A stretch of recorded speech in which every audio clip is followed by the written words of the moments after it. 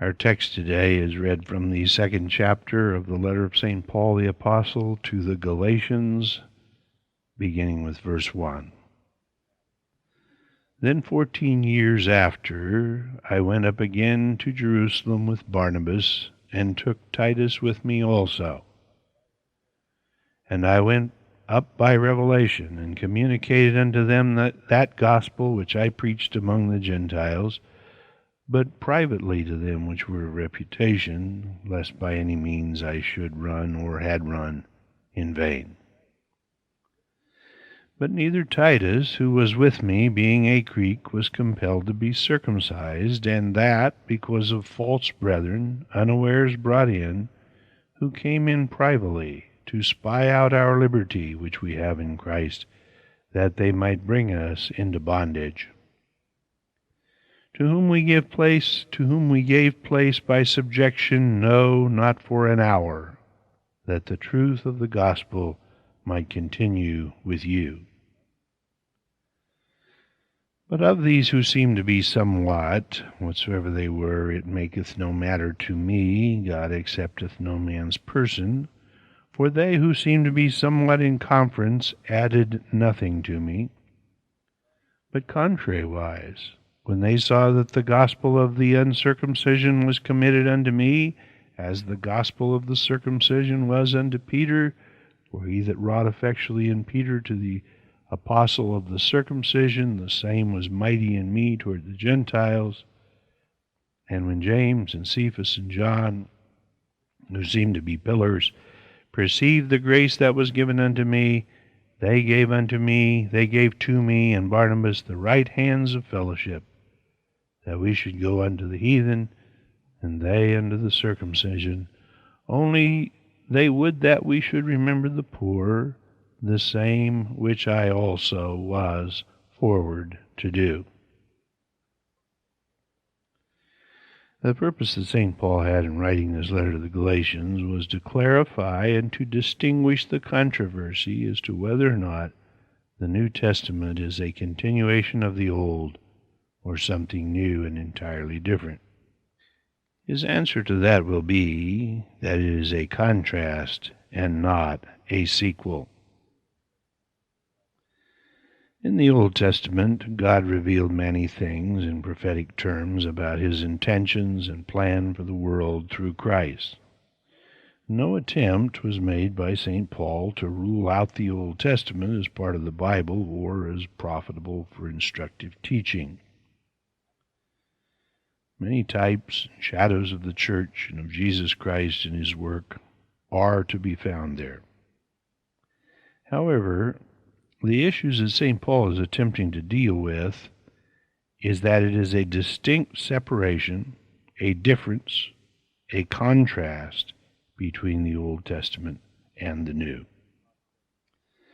The promises and the prospects of the Old Testament are of a separate agreement and are completely different in nature. Now, the foretelling of this program was there in prophetic and mystery form, but the Testament itself contained none of the features of the New Testament. The cry of universal worldwide religion, whether it comes from Calvinism, Reformed theology, or the pseudo-Christians such as Seventh-day Adventists, the Reconstructionists, the Theonomists, or the non-Christian religions such as Mormonism, Jehovah's Witnesses, British Israelism, New Age, or some other errant doctrine, is that the New Testament is nothing different from the Old in kind, that faith always meant to believe the Word of God and to obey the commandments of God, and that faith never comprehended anything more than that. The law was grace, and grace is law. And so while we have a development, while we have an evolution of biblical religion down into the modern and more enlightened times, we have no basic change. It is the same thing all the way through. That's the cry of universal worldwide religion. And that is the very thing that the Judaizers were attempting to impose on the churches of Galatia. This is the same old religion we have had from antiquity. We ought to bring Old Testament laws, canon, ceremony, liturgy, and tradition over into the Christian church because it was the forerunner of, the foundation of, and in moral substance it is part and parcel of the New Testament truth. In short, grace is ministered to us in keeping the law of God. Now, many and varied are the theology of reason schemes that would bring this to pass, from the dictatorial imposition by God's sovereignty of Calvinism to the stamping of a seal upon us by the Seventh-day Adventists. The vehicle, each of which is argued as being superior to all others, is not important. All of these have one thing in common: the humanism of salvation by the Old Testament law. Now, St. Paul is telling the Galatians that this is absolutely, unmitigatedly a falsehood. The New Testament, in terms of the theology of what salvation is, how it is acquired, and how man may live in the light and the power of it, the New Testament is an utter and absolute contrast to the Old Testament in every way. And while there were many truths about the New Testament revealed by metaphor, allegory, type, shadow, and messianic prophecy, it remained for God, in his operation with man and his bringing in of the Scriptures, to reveal solely to the apostle to the Gentiles the truth concerning the New Testament gospel of the covenant of promise. In his introduction, St. Paul tells the church that this gospel of Jesus Christ, which has come to the whole world, is not an extension of the religion of antiquity or the teaching of the Jewish elders. I did not get it in that way or from that source, he says, with an oath of God. The first 3 years were spent in Arabia alone with the Lord. Then there was a brief period of 15 days in which St. Paul went up to Jerusalem and communicated with Peter to tell him what he had learned in brief form and to get his agreement that this should be taught to the Gentiles. Well, after that he talked briefly with the Apostle James, not one of the original 12, but the Lord's brother, and you can guess as well as I can what that was all about. St. Paul wanted to know if James had ever heard Jesus talking about such a thing. Well, as the Bible develops, it is clear that St. Paul was anything but a doubter. We are therefore comforted to see the caution with which he proceeded with this radical departure from Judaism. Now, exactly what he received from James, we simply do not know. From Peter, he received the assurance that God had already prepared him for this truth with the situation involving Cornelius and his house. And men have often wondered just what that was all about, since Peter was the apostle to the Jews and not the Gentiles. And we will not be so presumptuous as to claim a complete knowledge of that. But is it not clear that if it had not happened, St. Peter would no doubt have contended most hotly with St. Paul about this heretical suggestion, even as he did with Jesus on the rooftop? And would St. Paul have gone on to do it anyway if Peter had objected? Well, who among us can answer that with certainty? You may say that a sovereign God would have had his way, no matter what Peter thought. Well, that is true from the sovereign perspective, but do not forget that we are watching time and history unfold in these biblical scenes, such as Peter on Cornelius' roof. God depends in his infralapsarian plan for time and history on the willingness of man to answer the call. Stories like this one are not put in the Bible just to fill up the pages. For 14 years after seeing the Apostle James, St. Paul never saw the church leadership in Jerusalem or consulted with them in any way. He went out into the Gentile regions where he preached and established this gospel, which he had learned alone with the Lord in Arabia. The apostle relates these things to show how separate the gospel of the New Testament is from the Old, and how careful God was at the onset to make it clear to the world that it was not a teaching which evolved from Old Testament thinking.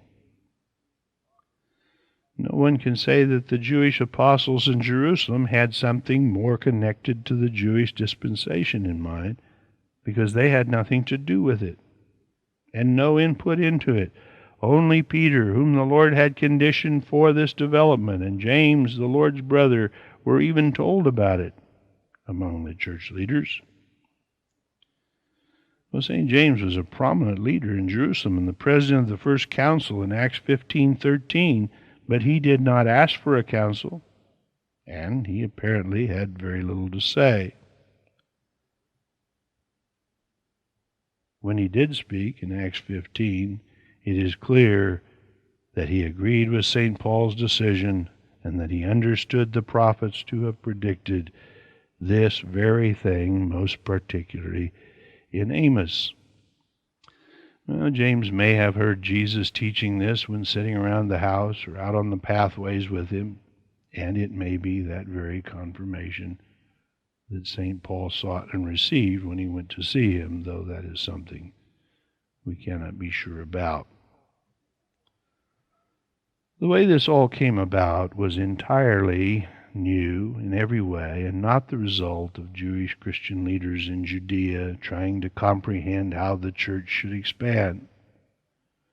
Therefore, it cannot be claimed that St. Paul took liberties with their understandings and instructions, because there were none. God alone consulted with St. Paul about this New Testament gospel of the kingdom. It was God who made it clear to Paul that it was a non-Jewish operation to the world at large. It was new, and it was communicated in a new revelation to that apostle which God had selected out to be the apostle to the Gentiles. After 14 years, he went back to Jerusalem and consulted with the Jewish leadership of the newfound church in Jerusalem. Now, by Jewish leadership, we mean those Jewish men who had become Christians and who had stayed on in the Jewish regions to foster and to found the church in that area.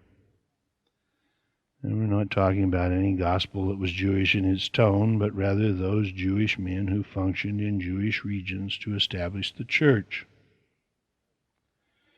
Well, there were practices of Moses that were carried on in the church at Jerusalem, and this was for at least two reasons.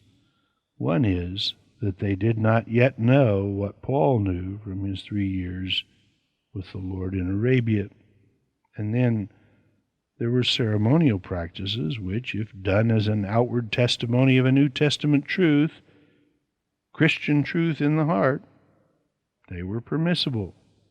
St. Paul himself taught this to the Gentiles at Colossae when he said in Colossians 2:11, "In whom also ye are circumcised with the circumcision made without hands, in the putting off of the body of sins of the flesh by the circumcision of Christ." Now, once the true meaning of these things were understood, there evidently was some Christian value to certain Jews in Judea to carrying out these ceremonies in the right understanding and spirit. Now, this was never contended against by St. Paul or any other of the apostles, so long as these practices were not imposed on the Gentiles who had never had them and for whom there would be no legitimate reason for doing them. It was all right with them. But while certain practices of Moses were carried out by Christians in the church at Jerusalem who understood these practices, it is important to know that Jewish Christians at Jerusalem were not practicing Judaism with a Christian banner. Still, it is important for the study of Galatians to know that the gospel was not passed along to St. Paul through the Jerusalem church and its leaders, nor was it initially passed upon by them. God meant for St. Paul to go to the Gentiles whether or not the Jewish Christians approved.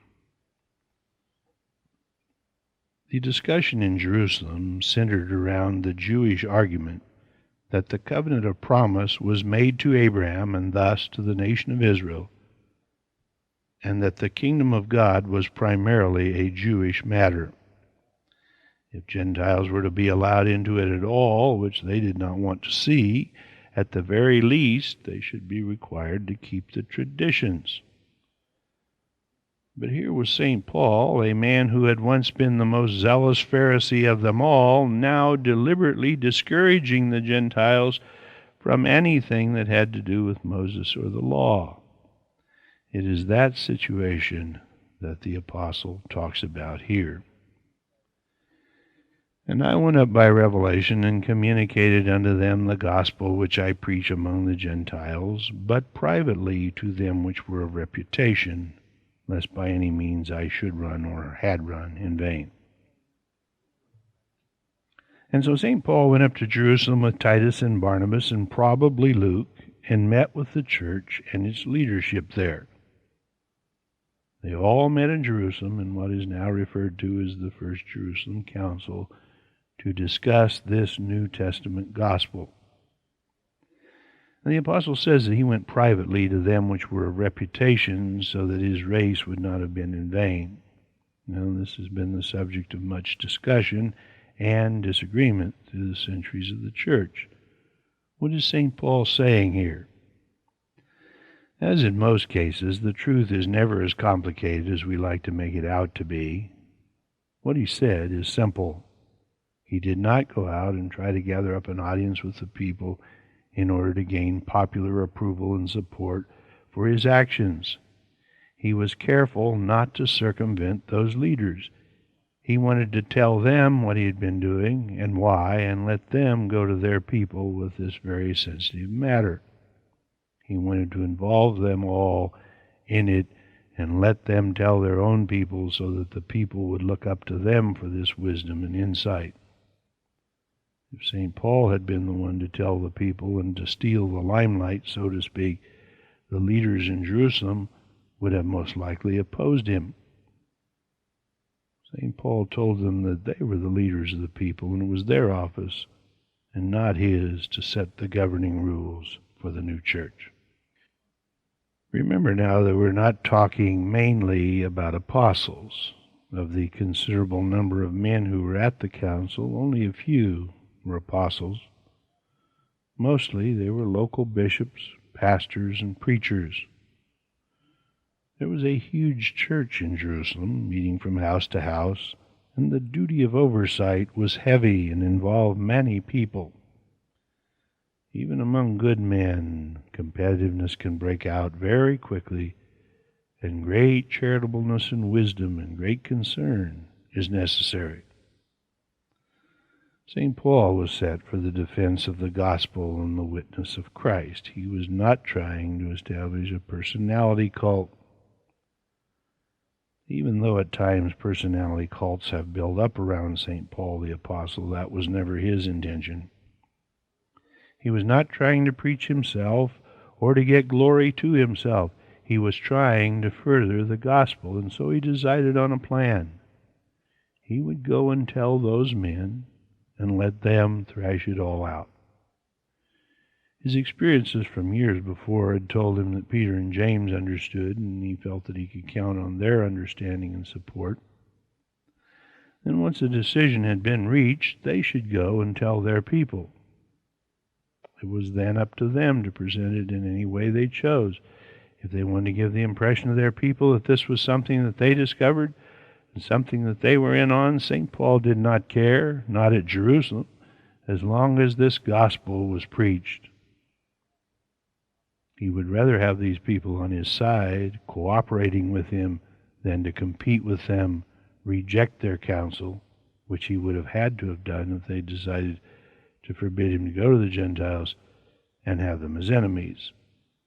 He did not want his 14-year effort of taking the gospel to the Gentiles and starting all those churches to wind up badly. He didn't want it to cause divisions with true spiritual leadership. Now, St. Paul was not at all concerned about the Zionists who were trying to make trouble from the very first day, but he knew that there must be cooperation among the legitimate leaders of the church. He did not want to have run in vain, and so he communicated privately to those with reputation. Well, this is a good principle to follow. Too much in Christianity through the years, men of leadership and of moral and emotional courage have competed for the glory. They want to be the one to discover it, the first one to say it, and the one to get recognition for it, particularly where their own followings are concerned. This is mine, and I don't want you to share in it. I want to make it clear to everybody that I discovered it. I was the first one to say it. I was the one who learned it. Well, that is a carnal and a self-centered attitude that is liable to render the whole thing ineffectual and ineffective, even if by chance, as in the case of St. Paul, the thing is true. Do not worry about who gets the glory for it. If rightly presented, Christ will get the glory. We will get whatever glory is coming to us in the day of Christ, and in the right way, if we do not try to take it now in the wrong way.